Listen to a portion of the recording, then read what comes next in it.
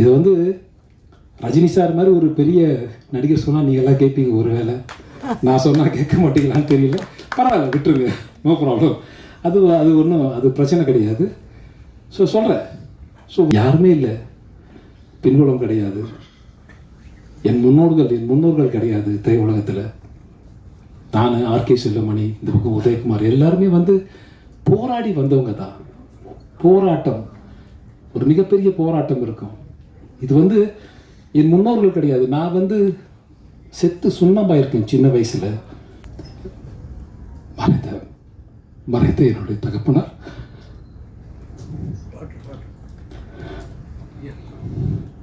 தேங்க்யூப்பா. இதெல்லாம் வந்து யாரும் சொல்ல மாட்டாங்க. இது ஒரு பெரிய நடிகராக இருந்தால் பெரிய விஷயமா மாறும். இன்னைக்கு ஆர்கே செல்வமணி சார் சொன்ன மாதிரி ஒரு சராசரி நடிகன் இன்னைக்கு எங்களை முடிவு பண்ணுறது, என்ன முடிவு பண்ணுறது, குறிப்பாக சொல்லலாம், இந்த இடத்துக்கு என்னை தள்ளிவிட்டது யாருன்னு நினைக்கிறீங்க? முதுகு பூரா காயம் சார், ரத்தம், வடுக்கல், என்னை குத்தி குத்தி குத்தி கொலை பண்ணிட்டாங்க. என்னை வந்து ஒரு படம் வீட்டுக்கு வந்து பேசுவாங்க, பேசிட்டு போவாங்க, அந்த படம் வந்து மிஸ் ஆகும். ஏதோ ஒரு காரணம் இருக்கும். யார் காரணம் என்று சொன்னால் அந்த படத்தோடைய கதாநாயகனாக இருக்கலாம், யாரோ ஒருத்தங்க இருக்கலாம். அவங்க முடிவு பண்ணுவாங்க, இந்த கேரக்டருக்கு இவர் இருந்தால் கரெக்டாக இருக்கும், வேற யாராவது வேணாம். ஸோ இந்த இடத்துக்கு என்னை தள்ளி விட்டுறதுக்கு வேறு வழி தெரியல சார். எனக்கெல்லாம் வேறு வழி தெரியல உண்மையாகவே.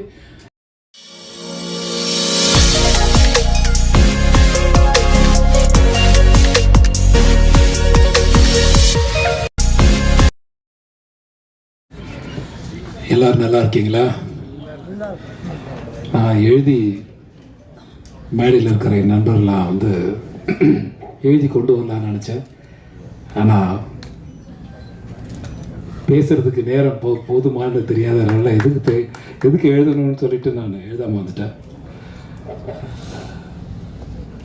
இந்த விழாவிற்கு வருகை தந்திருக்கிற பத்திரிகை நண்பர்கள், ஊடக நண்பர்கள் அனைவருக்கும் என் சிரம் தாழ்ந்த வணக்கம். இது போன்ற ஒரு வாய்ப்பை ஆண்டவன் தந்ததுக்கு ஆண்டவனுக்கு நன்றி. இது போன்ற ஒரு வாய்ப்பை மீண்டும் மீண்டும் எனக்கு கொடுத்தால் மீண்டும் மீண்டும் ஆண்டவனுக்கு நன்றி சொல்லி கொண்டே இருப்பேன். இந்த படம் மெட்ராஸ் மாஃபியா கம்பெனி, இது வந்து இந்த படம் உருவானது வந்து உங்களுக்கு தெரியும் நினைக்கிறேன். இது ரொம்ப நிதானமாக பொறுமையாக எடுத்த ஒரு நல்ல ஒரு இயக்குனர் கிடைச்சதால, எனக்கு கிடைச்ச இயக்குனர் எல்லாமே நல்ல இயக்குனர் தான். திரு ஆர் உதயகுமார்லேருந்து, திரு ஆர்கே செல்வமணியிலேருந்து, திரு பேரரசுலேருந்து. அஃப்கோர்ஸ் பேரரசு படம் நான் வைப்பேன்ல, ஆனால் வைப்பண்ணிருக்கேன். திரு ஸ்ரீகாந்த் தேவா அவர்கள், அவருடைய தகப்பனாருடைய இசையில் சின்ன வயசுலன்னு சொல்லுங்க, பரவாயில்ல, நான் சொல்லலாம், பரவாயில்ல. சின்ன வயசுலேருந்து கிட்டத்தட்ட செல்லுமணி சார் சொன்ன மாதிரி தான், ஒரு 42 வருஷங்களுக்கு முன்னால் நாங்கள் படித்தோம் ஒன்றா. அப்போ தரணின்னு ஒரு செய்யார் ரவி, அவங்க நான்லாம் கிளாஸ்மேட்டு. இந்த ஒல்லிய ஒருத்தர் ரிஸ்க்குன்னு போவா, இப்படி டக்குன்னு கிராஸ் பண்ணுவா, வாமா மின்னல், டக்குன்னு போயிடுவார். யாரும் பார்த்தா ஆர்கே சொல்ல வேண்டிய சாக்குன்னு போயிடுவார். எங்கடா போடாருன்னு பார்த்தா போயிட்டு இருப்பார் ஒருத்தர். அது மாதிரி என்னை பார்த்தா எல்லாருக்கும் பிடிக்காது. காரணம் வந்து என்ன காரணம்னு தெரியல. இன்ஸ்டியூட் போன உடனே என்னுடைய ரவுடித்தனத்தை ஆரம்பிச்சதான் நினைக்கிறேன்.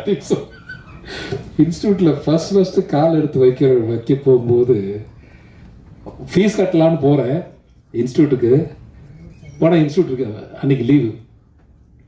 நானும் கேமராமேன் பன்னீர், தரணி 3 பேர் தான் ஒன்றா போகிறோம். என்னடா இது லீவ் விட்டாங்களேன்னு சொல்லிட்டு அன்றைக்கி பார்த்தா அங்கே ஒரு இஷ்யூ போயிட்டு இருந்தது, ஸ்ரீலங்கன் ஒரு இஷ்யூ ஒன்று. ஸோ வந்து நேராக வந்து பாண்டவத்தை வந்து சாப்பிட்டுட்டு உட்காந்துட்ருக்கோம். ஸோ திரைப்பட அந்த நிகழ்வெல்லாம் பேசணும்னா நீண்ட நெடிய நேரம் பிடிக்கும்ங்கிற காரணத்தை நான் குறைச்சிக்கிறேன். என் நண்பன் வந்து அஃப்கோர்ஸ் ஆர்கே அது செல்லுமணி அவர்களாகட்டும் அல்லது ஆர் உதயகுமார் ஆகட்டும். உதயகுமாருடைய முதல் படம் நான் வந்து பண்ணும்போது அது இப்போ கமல் சார் ஆஃபீஸ் இருக்குது இல்லைங்களா இந்த தேனாம்பேட்டையில், அதுதான் வந்து எங்களுடைய மணி ஐயரோட ஆஃபீஸ். அங்கே நாங்கள்லாம் அடிக்கடி மீட் பண்ணுவோம், பேசுவோம். அஃப்கோர்ஸ் பி.வா சாரையும் நாங்கள் தான் மீட் பண்ணேன். ஸோ அதே கம்பெனியில் நான் ஹீரோ பண்ணுறேன், பாலவன பறவைகள். ஸோ அது வந்து ஆர் உதயகுமார் பார்க்குறாரு. ஆர் உதயகுமார் வந்து இந்த படம் கிடைக்கும்போது அப்போ அவருக்கு திருமணம் ஆகலை. ஸோ இந்த படத்தை சக்ஸஸ் பண்ணிட்டு தான் நான் திருமணம் பண்ணுவேன்னு ஒரே அடம் பிடிச்சிட்டு இருந்தார். அவர் வந்து நாங்கள்லாம் சேர்ந்து ஒர்க் பண்ணி கொடுத்தோம் அந்த படம். ஸோ எனக்கு ஷூட்டிங் கூப்பிட்றாரு. ஒரு நாள் ஷூட்டிங் பண்ணலான்னு போது நடிகர் கார்த்தி டேட் கொடுத்துட்டாரு, நீ வந்தால் நல்லா இருக்குன்னு சொல்லும்போது எனக்கு 104 டிகிரி ஜுரம். நான் சொன்னேன், உதவி முடியலடா என்னால். என்னை அப்படியே கை காலை பிடிச்சி தூக்கிட்டு போகிறாங்க. தூக்கிட்டு போய் காரில் வச்சு என்னை எங்கே கொண்டு போகிறாங்கன்னா போரூர் வரைக்கும் கொண்டு போகிறாங்க. இந்த ராமச்சந்திரா மெடிக்கல் காலேஜ் இருக்குல்ல, அங்கே. அது அன்கன்ஸ்ட்ரக்டட் பில்டிங். இப்போ சொன்னார்ல அவர், அதான் வந்து ஒரு சர்க்கிள் மாதிரி இருக்குது. இப்போ கூட அது இருக்குது, நான் பார்த்தேன். அதில் வந்து கேமரா சிவிதா கேமரா வந்து ஒரு அப்படியே. அப்போ வந்து இங்கே ஃபிலிம் பை ஃபிலிம் ஸ்டூடெண்ட்னு போடுவாங்க எங்கள் திரைப்பட கல்லூரிக்கு. எங்களுக்கு ஒரு கான்ஃபிடென்ட் என்னென்னு கேட்டிங்கன்னா, அப்போ பக்கபலமாக எல்லோரும் இருந்தாங்கன்றது வேறு விஷயம். ஸோ ஒரு லென்த்தி ஷாட் வச்சோம்னா சூப்பராக இருக்கும். அந்த மாதிரி ஒரு லென்த்தி ஷாட் ஒன்று வைப்போம். இங்கேருந்து கேமரா அப்படியே கிரைன் போனால் கிரைன்லேருந்து டவுன் வரும், இங்கேருந்து மேலே போகும். ஒரு நாள் முழுக்க இந்த ஷாட்டை தான் எடுத்துகிட்டு இருந்தா. என்னை ஓட விட்டு நான் சொன்னேன், சொல்லி முடியலடா எனக்கு இருக்கும். அப்படி ஒரு படம் பண்ணோம். ஸோ டெடிக்கேஷன் என்பதை நான் அன்றைக்கு கற்றுக்கொண்டேன். அதே போல் ஆர்கே செல்லுமணி சொல்லலாம். அவருடைய முதல் படம் வந்து அவர் படம் கிடைக்குன்னு ஆசைப்பட்டேன். பட் நான் கொஞ்சம் பிஸியாக இருந்த நேரம். ஸோ இந்த படம் நான் பண்ணுறேன்டா பக்கத்துலேயே ஆஃபீஸு, இந்த 13 ராஜாபாத ஸ்ட்ரீட், 14 ராஜாபாத ஸ்ட்ரீட். அப்போ வந்து புலனசாரணி படம் பண்ணும்போது இப்படி ஒரு கேரக்டர் இருக்கும். ஆட்டோ சங்கர் யாருன்னா, ஆட்டோ சங்கர் உங்களுக்கு தெரிஞ்சிருக்குன்னு நினைக்கிறேன். எங்கள் இன்ஸ்டியூட்லேருந்து தரமணிலேருந்து ஒரு பாலம் இருக்கும், நடந்து போகிற பாலம் ஒன்று இருக்கும். அந்த பாலம் வந்து தாண்டி போகுது ரோடு ஆகிடுச்சு. இப்போ 2 ரோடு ஆகிடுச்சு. அது தாண்டி போனால் அவர் இருக்கிற இடம். நாங்கள்லாம் பார்த்துருக்கோம். அப்போல்லாம் என்னடா இது அப்படின்னு சொல்லிட்டு அவர் கேரக்டர் எடுத்து கொடுக்குற நம்பர் ஒரு ஜாலியாக பண்ணோம் அந்த கேரக்டர். ஸோ அந்த படத்தை பண்ணும்போது உண்மையாக ஒரு நாள் படம் பண்ணும்போது செல்லுமணி சார் சொன்னது கரெக்டு தான். ஸோ முழுக்க அந்த படத்திற்காக வாழ்ந்தவன் என்று சொல்லலாம். என்னை வந்து இந்த கேரக்டர் இப்படி பேசினா நல்லா இருக்குமா, இப்படி பேசினா அப்படி பேசினா நல்லா இருக்குமான்னு என்னை வந்து தூரத்துலேருந்து பார்த்து ரசிப்பார். ஆர்கே செல்லுமணி பார்த்துட்டே இருப்பார், என்னை பார்த்துட்டே இருப்பார். ஸோ நான் பண்ணுறதெல்லாம் ரசிப்பார். ஸோ எனக்கு ஒரு இடம் கொடுத்த இயக்குனர், இந்த நான் ஒரு நன்றி சொல்லவே இல்லை அவருக்கு, இந்த நேரத்தில் நன்றி சொல்கிறேன். Thank you RK Chellumani. இன்றைக்கி வந்து என் நண்பனாக இருந்து எனக்கு ஒரு இடம் கொடுத்ததுக்கு ரொம்ப மிக்க நன்றி. அதே போல் இந்த படக்குழுவை ஆசீர்வாதம் செய்வதற்காக வந்த என்னுடைய நண்பர்கள் ஆர் உதயகுமார் ஆகட்டும், ஆர்கே செல்லுமணி ஆகட்டும், இருவருக்கும் அந்த என் நண்பர் பேரரசு ஆகட்டும், அனைவருக்கும் என்னுடைய அன்பு கலந்த வணக்கத்தையும் நன்றியும் பாசத்தையும் தெரிவித்துக் கொள்கின்றேன். இந்த படத்தில் வந்து திரு அண்ணாதுரை அவர்கள் இது கதை வந்து என்கிட்ட சொல்லும்போது, நான் வேற ஒரு ஷூட்டிங்கில் இருந்தேன். ஷூட்டிங்கில் இருக்கும்போது என்னை வந்து அப்ரோச் பண்ணாங்க.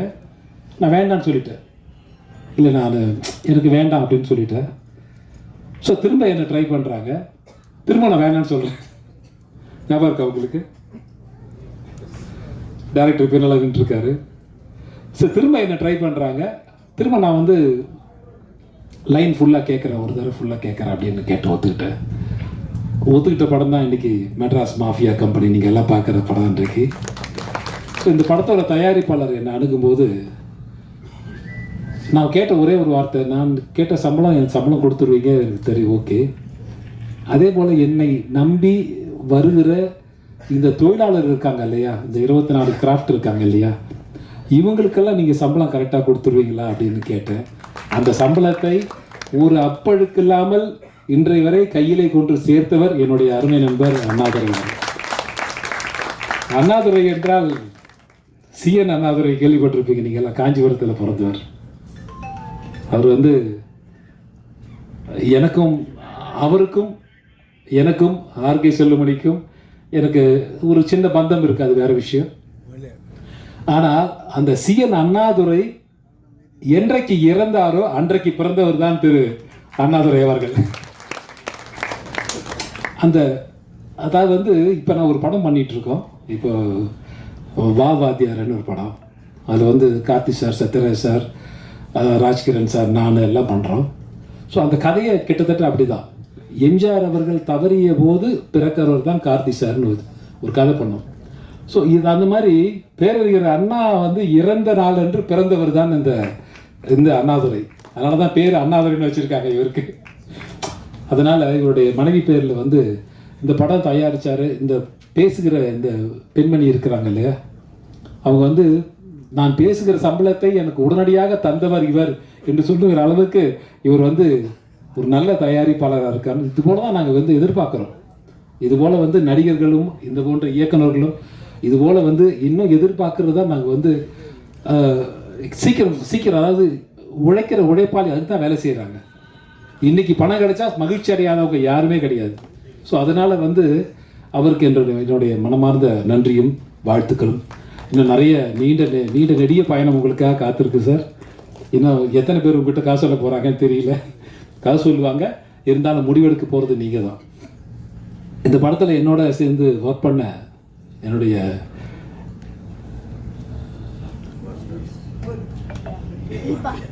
தெரியுது என்னுடைய மனைவி என்றால் படத்தில் என்னுடைய மனைவியை நடித்தாங்க. ஆனால் போட்டு கொடுத்துட்டு போயிட்டீங்க. இந்த வந்துட்டு ஒரே கத்தில் 2 ஊரம் இருக்கக்கூடாது அப்படின்னு சொல்லிட்டு. ஓகே, என்னுடைய இந்த படத்தில் பணியாற்றிய தீபா அவர்களாகட்டும், அல்லது சமயுக்தா அவர்களாகட்டும், அல்லது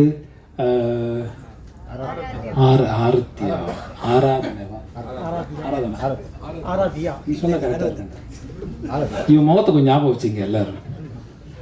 அதனால் ஆராதனை ஆகட்டும், அல்லது இன்னும் இந்த படத்தில் பண்ண டெக்னீஷியன்ஸ் எல்லாருக்கும் ஒரு என்னுடைய மனசில் இடம் பிடிச்சிட்டாங்க. எல்லாருக்கும் ஒரு நீண்ட வாழ்த்துக்களும் நன்றியும்.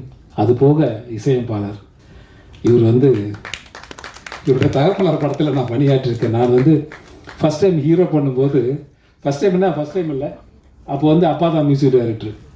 இவர் வந்து லண்டனில் ஒரு ஷோ பண்ணோம். நாங்கள் லண்டனில் ஒரு ஷோ பண்ணும்போது தேவா சார் தான் மியூசிக்கு நான் முடிவு பண்ணிட்டேன். அப்போ ஒரு பிரதர்ஸ் வந்து சபேஷன் முரளி ஆகட்டும் அல்லது சம்பத்தனன் ஆகட்டும் எல்லாரும் வரீங்க அப்படின்னு. அப்போ தேவா என்ன சொன்னார், என் சன்னு வந்து ஸ்ரீகாந்த் தேவா வந்தால் நல்லாயிருக்கும் அப்படின்னு. ஸோ இவரையும் கூட கூப்பிட்டு போயிட்டோம். அவங்க 5 பேர் வந்து இவரு கூட வந்துடுவார். ஸோ அதனால் அப்பா போட்ட ஞாபகம் சாங் வந்து எனக்கு இப்போவும் ஞாபகம் இருக்குது. ஒரு படத்தில் வந்து பாடட்டுமா? நான் கீழே கல்லெல்லாம் ஒன்றும் இல்லையா? மாட்டு வண்டி பூட்டிக்கிட்டு மூட்டைகளை ஏற்றிக்கிட்டு மேட்டுப்பட்டி போக போறேன். கூட்டு ரோட்டு சந்தையில் வேட்டி ஒன்று வாங்கிவோம், கோமணத்தை மூட போறேன். முத்தழகி பாட்டிக்கு நான் வெத்தலை இடிச்செடுத்து பொக்க வாயில் ஊட்ட போறேன். 10 ரூபா டிக்கெட்டுல பட்டணத்து சினிமா மொத்தத்தையும் காட்ட போறேன். ஆட நம்மூரு சந்தையிலே எப்போதும் கொண்டாட்டம். மாட்டு வண்டி கட்டிக்கிட்டு முட்டைகளை எட்டுப்பட்டி போக போறேன். இப்படி ஒரு சாங் எனக்கு கொடுத்தாரு. இது வந்து ஒரு பெரிய ஹீரோ பாடி இருந்தால் மிகப்பெரிய ஹிட் ஆயிருக்கும். ஒருவேளை என்னோட போரா காலமாக என்னன்னு தெரியல, நான் பாடினதால் அந்த பாட்டுக்கு ஒரு மரியாதை போச்சான்னு தெரியல. ஸோ அந்த பாட்டு எழுதினவர் காளிதாசன் ஒரு ரைட்டர் இருந்தார். அப்போ நான் சொல்கிறது வந்து 90s 1991 சொல்கிறேன். ஸோ மிகப்பெரிய விஷயம் வந்து யார் எதை செய்கிறார்கள் என்பதுதான் முக்கியம். நான் வந்து இன்னைக்கு வந்து ஆர்கே செல்லுமணி சார் சொன்னார், நான் பார்க்குறது ஒரு மாதிரி இருப்பேன், சட்டையெல்லாம் ஒரு மாதிரி போட்டிருப்பேன், அதனால் என்ன யாருக்கும் பிடிக்காது அப்படின்னு சொல்லுவார். உண்மைதான் சார். நீங்கள் வந்து நீங்கள் யதார்த்தமாக வாழ்ந்தீங்க. யதார்த்தமாக ஆர்கே செல்லுமணி வந்து ரொம்ப யதார்த்தமான ஒரு மனிதர். அதே மாதிரி ஆர் உதயகுமார் ரொம்ப யதார்த்தமான ஒரு மனிதர். நான் ஆர்கே செல்லுமணி வந்து ஒரு தடவை ஆஃபீஸ்க்கு போயிருந்தேன். எப்படி இருக்கு அப்படின்னு கேட்கும்போது அவன் சூஸ் பண்ணிகிட்டு இருந்தான். இந்த நம்ம இந்த இதெல்லாம் கூடாத மாதிரி இருக்கும்ல, இந்த ஸ்போர்ட்ஸுக்கெல்லாம் பண்ணுவாங்கல்ல, அந்த மாதிரி ஜிப்பெல்லாம் வச்சுட்டு ஜிப் திறந்தால் உள்ளே முடிச்சுக்கலாம், அந்த மாதிரி வச்சுட்டு அப்புறம் வந்து காலை உள்ளே விட்டு படுத்துக்கணும் அப்படின்ற மாதிரி இதெல்லாம் செலக்ட் பண்ணிட்டு இருந்தார். நான் சொன்னேன், செல்லுமணி வீட்டுக்கு எதாவது வாங்க போறியா அப்படின்னு. இல்லை, ஷூட்டிங்காக பண்ணுறாங்க. ஷூட்டிங் பண்ணுறியா? யாருக்காக பண்ணுற? அடிமைச்சங்கிலில் ஒரு படம் எடுத்துகிட்டு இருக்காரு. அடிமைச்சங்கிலி படத்துக்காக இங்கே வந்து போகாத காடே கிடையாது. அதில் இந்த யூனிட் பாய்ஸ் இருக்காங்கல்ல, அவங்கெல்லாம் காலை உள்ளே விட்டு படுத்துக்கிறோமாமா. எங்களுக்கெல்லாம் கொஞ்சம் பெரிய டென்ட்டுனா அப்போ அந்த ஸ்போர்ட்ஸ் டென்ட் மாதிரி இருக்கும்ல, அது உள்ளே படுத்துக்கணுமாமா. இது வந்து செலக்ட் பண்ணிட்டு இருக்கான் சீரியஸாக. நான் செலவு பண்ணி பார்த்துட்டு போடா நீயும் படம் அப்படின்னு சொல்லிட்டு ஒரே ஓட்டம் அந்த படத்தில் நான் ஆக்ட் பண்ணேன். அந்த படத்தில் அடிமைச்சங்கிலி பார்த்துருப்பேன். அது உண்மையாகவே எங்களை அடிமையாக ஆக்கிட்டார். ஆர்கே செல்வமணி. அது எம்என் நம்பியார் வந்து இது எல்லா படத்துலையும் இருப்பார். முதல் படத்துல இருந்து எல்லா படத்துலையும் வந்து எம்என் நம்பியார் இருப்பார். அவருக்கு பார்த்து ஒரு கேள்வி கேட்டார். செல்வமணி, நான் உனக்கு என்ன துரோகம் பண்ணேன், நான் உனக்கு என்ன துரோகம் பண்ணேன் அப்படின்னு கேட்டார். ஓப்பனாக கேட்டார். ஸோ அந்த மாதிரி ஒரு தன்னுடைய படத்திற்காக என்ன வேணுமோ அதை எடுக்கக்கூடிய ஒரு இயக்குனர் தான் எனக்கு தெரிஞ்சார். எனக்கு தெரிஞ்சு என்ன வேணுமோ அதை எடுத்தாகணும், அதை எடுத்துடணும், இன்னைக்குள்ளே எடுக்கணும், இன்னைக்கு நைட்டுக்குள்ளே எடுத்தாகணும். அப்போ தான் ப்ரொடியூசருக்கு லாபம் கிடைக்கும். இதனால் நாங்கள் கஷ்டப்படுறதை பற்றி எனக்கு ஒன்றும் இல்லை. இன்னைக்கு சொன்னாங்க, இன்னைக்கு நிறைய பேர் சொன்னாங்க, இன்னும் வயசு just is a number sir. இன்னும் வந்து ஆர் உதயகுமார் இருக்கார், அவரோட முதல் படம் எங்கூட தான். ஆர்கே செல்வமணி இருக்கார், அவரோட முதல் படம் எங்கூட தான். அவர் அசிஸ்டன்ட் டைரக்டராக பண்ணுறேன்னு சொன்னார். அவருடைய சக்தி பராசக்தின்னு ஒரு படம். அந்த படம் வந்து ராமநாராயண் சாரோட நான் நடிக்கணும்னு ரொம்ப ஆசைப்பட்டேன். என்ன அந்த படத்தில் வந்து ஹீரோவும் நான் தான், வில்லன் நான் தான். வைங்களா, நல்லா இருக்கும் அந்த படம். சின்ன கரெக்ஷன் சார். நீங்கள் வந்து ஒரு நடிகரை வந்து நடிகராகவே பார்த்துருவாங்க, நகைச்சுவை பண்ணால் நகைச்சுவை பார்த்துருவாங்கன்னு. ஆனால் என்னால் மட்டும் பயம் காட்டவும் முடியும் சார். என்னால் பயம் காட்டவும் முடியும், உங்களை வந்து பயமுறுத்தவும் என்னால் முடியும். அது அந்த கலையை வந்து எனக்கு கற்றுக் கொடுத்தது ஆர்கே செல்வமணி, இது பக்கம் ஆர் உதயகுமார் தான். ஏன்னா வந்து ஆர் உதயகுமார் படம்லாம் வந்து உறுதிமொழி நான் பண்ணும்போது எக்ஸ்ட்ரானரி கேரக்டர். இப்போவும் நான் அந்த கதையை சொன்னோம்னா இப்போ சொல்லுவாங்க எல்லாருமே, ஏன் இந்த படம் திரும்ப நம்ம எடுக்கக்கூடாது அப்படின்னு கேட்பாங்க. ஸோ நான் வந்து ஒரு பொண்ணை கெடுத்துட்டு ஒரு டாக்டரை பார்த்து கேட்பேன். டாக்டர் நடிச்சார் யாருன்னா சிவகுமார் சார். அவர் பார்த்து கேட்பேன், நான் வந்து பொண்ணை கெடுக்கலன்னு லெட்டர் கொடுங்க. அவர் வந்து ரொம்ப சீரியஸாக வந்து இல்லை நான் இதாக கெடுத்தேன், நான் கொடுத்துருவேன் அப்படின்னு. கட் பண்ணால் வீட்டில் போய் அவர் மனைவியை கெடுத்துருவேன். மனைவியை கெடுத்துட்டு மனைவியை நான் தான் கெடுத்து லெட்டர் கொடுக்கணும்னு அப்படின்னு சொல்கிறது. ஸோ இதான் கதை. ஸோ என்னை வந்து கொலை பண்ணுறதுக்காக ஒருத்தர் அலைவார். ஸோ என்னை கொலை பண்ணுறதுக்காக ஒரு கொலை வெறியில் ஒருத்தர் சிவகுமார் சார் இருப்பார். பிரபு சாரை போய் ரிலீஸ் பண்ணி கூப்பிட்டு வருவார் இவர் கொலை பண்ணணுன்னு. இவர் கத்தியை மேலே போட்டு பிடிக்கும்போது நான் ஓடிடுவேன். ஏன் குத்தலைன்னு சிவகுமார் சார் கேட்பாரு. இவனை கொலை பண்ணதுக்காக நான் தூக்கு மாடிக்கு போனேன் அப்படின்னு சிவகுமார் சார் பிரபு சார் சொல்லுவார் சிவகுமார்ட்ட. அதாவது என்ன கொலை பண்ணதுக்காகத்தான் ஒருத்தர் ஜெயிலுக்கு போயிருக்கேன், அவனை கொண்டு வந்து இவனை கொலை பண்ணணும்னு சொல்கிறார். இந்த ஒரு கதையை வந்து சொன்ன உடனே எனக்கு ரொம்ப ரொம்ப ரொம்ப லைச்சிட்டேன் அந்த படத்தில். நான் வந்து அந்த படம் ரொம்ப பிஸியான நேரம், பட் ஊட்டி அங்கே இங்கே சுற்றி போய் அந்த என்னை அலைவிட்டா பாருங்க, சிரிக்கிறா பாருங்க உதயகுமார். ஐயோ, தேக்கடியில் கொண்டு போயிட்டு தேக்கடியில் பிரபு சார்ல பாடி நான் தண்ணி ஊற்றிக்கிறேன், சுடு தண்ணி ஊற்றிக்குவார் அவர். எனக்கு பச்சை தண்ணியில் நடுங்கிட்டு இருப்பேன். இந்த லொடக் பாண்டி மாதிரி ஒருத்தர் இருப்பான், தரணின்னு ஒரு டேரக்டர் இருக்காங்க. மச்சான் பூசிடுறேன், மச்சான் பூசிடுறேன், மச்சான் மேலே வந்து பூசி விட்டுருவேன். நான் அப்படியே நின்றுட்டு இருப்பேன் ஃபுல். அதாவது என்னன்னா, நடுக்காட்டில் எங்கள் ஷூட்டிங் நிறுத்திட்டாங்க. நடுக்காட்டில் தேக்கடியில் ஷூட்டிங் பண்ணிட்டு இருந்தாங்க ஆர் உதயகுமார். எனக்கு என்னன்னா, அந்த உள்ள தள்ளி காட்டுக்குள்ளே எங்களை தள்ளி கதவை மூட்டு காட்டுக்கு ஒரு தோட்டக்கார பேர் போயிட்டு வர்றாரு. அவர் கதவை மூடிட்டு இந்த கம்பி போடுவாங்கல்ல, அந்த கம்பி ராடெல்லாம் போட்டுட்டு போயிடுவார். போனாருன்னா அடுத்த நாள் காலை தான் அவர் எழுப்பி கூப்பிட்டு வரணும். ஒரு நாள் எங்களுக்கு 2 மணிக்கு ஷூட்டிங் முடிஞ்சு, நைட்டு 2 மணிக்கு 3 மணிக்கு முடிஞ்சது. எனக்கு பிரபு சார் சிவகுமார் சார்லாம் நாங்கள் போய் இவரை எழுப்பி கூப்பிட்டு வந்து கேட்டு திறந்து வெளியில் போகிறோம்.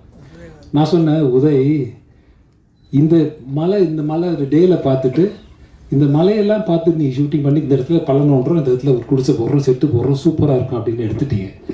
இதை பல்லாவரத்துலேயே பண்ணியிருக்கலாம் மேடம், எதுக்குடா இவ்வளோ தூரம் பார்த்து அப்படின்னு உதய் சிரிச்சிட்டு இருக்கா உட்காந்துட்டு. என்னன்னு கேட்டிங்கன்னா, மலைக்கெல்லாம் லைட் பண்ண முடியாது, நாங்கள் அந்த ரோடுக்கு மட்டும் லைட் போட்டிருக்கோம். இவ்வளோ பெரிய வண்டுங்க, அந்த காட்டில் லைட்டே பார்த்தது இல்லை. வண்டு வந்து டிஸ்குன்னு அடிக்கும், போய் டிஸ்குன்னு அடிக்கும். இங்கே வந்து அடித்தோடனே அப்படியே நின்றுட்டுருப்பேன். நான் வந்து ஃபுல் சகதி, என் ஃபேஸ் தெரியக்கூடாது, கதைப்படி என் ஃபேஸ் தெரியக்கூடாது. என் ஃபேஸ் தெரிஞ்சுன்னா ஹீரோக்கு என்ன யாருன்னு தெரிஞ்சிடும். அவர் தண்ணியில் முக்கிட்டு எடுக்கும்போது அதை பேட்ச் ஒர்க் பண்ணிட்டு இருக்கா. எங்கள் திருவள்ளூரில் வந்து ஒரு இடத்துல பேட்ச் ஒர்க் பண்ண ஒரு ஃபிஷிங் ஒரு நர்சரி மாதிரி. அதில் வந்து என்னை முக்கி எடுக்கணுமாமா. முக்கி எடுத்தா என் மேலே பூரா புழு ஓடிட்டு இருக்கு, மீன் புழுலாம் ஓடிட்டு இருக்கு. சொல்ல முடியாது.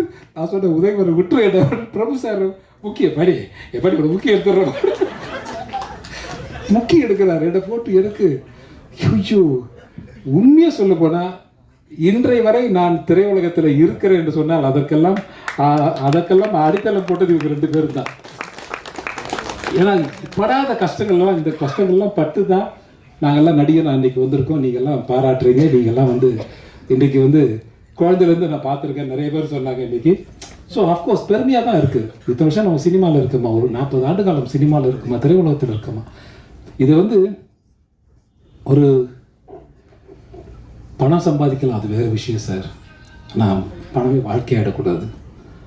பணம் வந்து ஒரு அளவுக்கு மேலே பணம் இருந்துச்சுன்னா, இங்கே இருக்கிற எல்லாத்தையும் பணம் கிடையாது, பணம் கொஞ்சம் குறைவாக தான் இருக்கும். ஆனால் நாங்கள்லாம் மகிழ்ச்சியாக இருக்கோம். பணம் நிறைய வந்துச்சுன்னா பணத்துக்கு தான் மரியாதை கொடுப்போம், மகிழ்ச்சி போயிடும். பணத்தை நம்ம காப்பாற்ற வேண்டியிருக்கோம். நம்மளை பணம் காப்பாற்றுது. நம்மளை காப்பாற்றினா நம்ம சொல்கிறத பணம் கேட்கணும், பணம் சொல்கிறத நம்ம கேட்கக்கூடாது. இது வந்து ரஜினி சார் மாதிரி ஒரு பெரிய நடிகர் சொன்னால் நீங்கள்லாம் கேட்பீங்க, ஒரு வேளை நான் சொன்னால் கேட்க மாட்டீங்களான்னு தெரியல. பரவாயில்ல, விட்டுருங்க, நோ ப்ராப்ளம். அது ஒன்றும் அது பிரச்சனை கிடையாது. ஸோ சொல்கிறேன். ஸோ வந்து எது முக்கியமோ அதுதான் முக்கியம். இன்றைக்கி ஒரு பெரிய நடிகர் இது வந்து நானாக வந்து ஒரு கல்லாக எடுத்து நானாக கட்டின வீடு, நானாக செதுக்கின சிலைன்னு ஒருத்தர் சொல்லும்போது நம்ம ரசிப்போம். ஆனால் நானும் கிட்டத்தட்ட அப்படி தான் சார். யாருமே இல்லை, பின்புலம் கிடையாது, என் முன்னோர்கள் கிடையாது திரையுலகத்தில். நான், ஆர்கே செல்வமணி, இந்த பக்கம் உதயகுமார், எல்லாருமே வந்து போராடி வந்தவங்க தான். போராட்டம், ஒரு மிகப்பெரிய போராட்டம் இருக்கும். இது வந்து என் முன்னோர்கள் கிடையாது. நான் வந்து செத்து சுண்ணமாயிருக்கேன் சின்ன வயசில். நடிக்கும்போது ஒரு பெரிய பயம் இருக்கும். இப்போல்லாம் தீபாவளிக்கு ஊருக்கு போவாங்க எல்லோரும். நான்லாம் லாஸ்ட் மினிட்ல வண்டி ஏறி ஊருக்கு போய் தலையை காமிச்சு நைட்டோட 8 இருட்டில் கிளம்பி வந்துடுவேன். ஏன்னா அச்ச உணர்வு. படித்து முடிச்சிட்டோம், திரைப்பட கல்லூரியில் மாணவன் ஆகிட்டோம், அடுத்து நம்ம என்ன பண்ண போகிறோம் அப்படின்ற ஒரு பயங்கர பயம் ஒன்று இருக்கும். என்னை விட அதிகமாக நேசித்தவர் என்னுடைய தகப்பனார். எப்படின்னு கேட்டிங்கன்னா, ஒரு சின்ன விஷயம் சொல்லி முடிச்சிடுறேன். நான் பார்த்திப சார் ஷூட்டிங்கில் இருக்கேன், அந்த வாகினி ஸ்டுடியோவில். நைட்டு வந்து லேட் ஆகும் சார்னு சொல்கிறாங்க. நான் பரவாயில்லன்னு விட்டுட்டேன். பரவாயில்ல சார், எவ்வளோ நேரம் ஆகும், ஒரு 10:30 11 o'clock ஆகிடும் சார். சரி பரவாயில்ல, 11:30 ஆனாலும் பரவாயில்ல. ஒரு நாள் திடீர்னு வந்து ஒரு அசல் சார் உங்களுக்கு முடிஞ்சது சார் அப்படின்றார். முடிஞ்சது அப்படி 8:30 மணி இருக்கும், 9 மணி இருக்கும். முடிஞ்சது அப்படின்னு. முடிஞ்சது சார், உங்களுக்கு முடிஞ்சு சொல்லிட்டேன். நான் உங்களுக்கு போய்ட்டு டவுட் கன்ஃபார்ம் பண்ணுறேன். முடிஞ்சது சார்னு சொல்கிறாங்க. சரி சார், தேங்க்யூ சார், நான் கிளம்புறேன். பார்த்து சார் சொல்கிறேன். பாய் சொல்லிட்டு வீட்டுக்கு வரேன். திரும்ப ஒரு அசலேட் ஓடி வர்றார். ஓடி வந்து சார் நாளைக்கு டேட்டு கேட்டிருந்தோம் உங்ககிட்ட, அந்த டேட்டு நாளைக்கு வேணாம் சார்.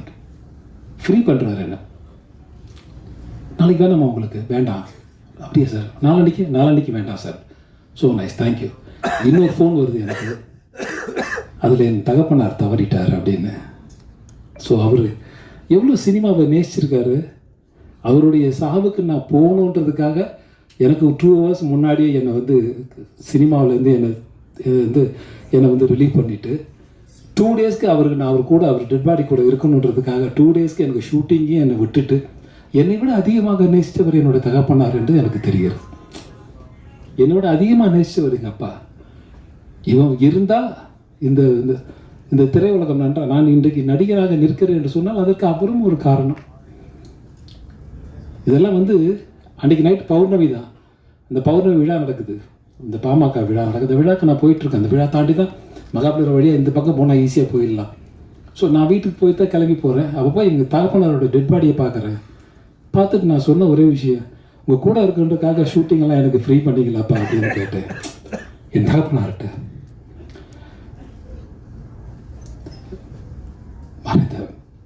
மறைத்த என்னுடைய தகப்பனார்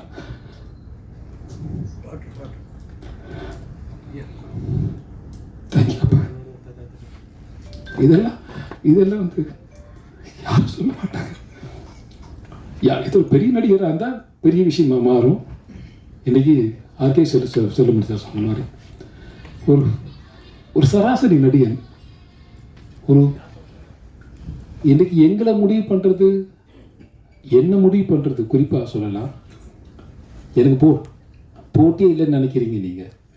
இந்த படம் பார்த்தீங்களா, இந்த மெட்ராஸ் மாஃபியா கம்பெனி, இந்த இடத்துக்கு என்னை தள்ளி விட்டது யாருன்னு நினைக்கிறீங்க?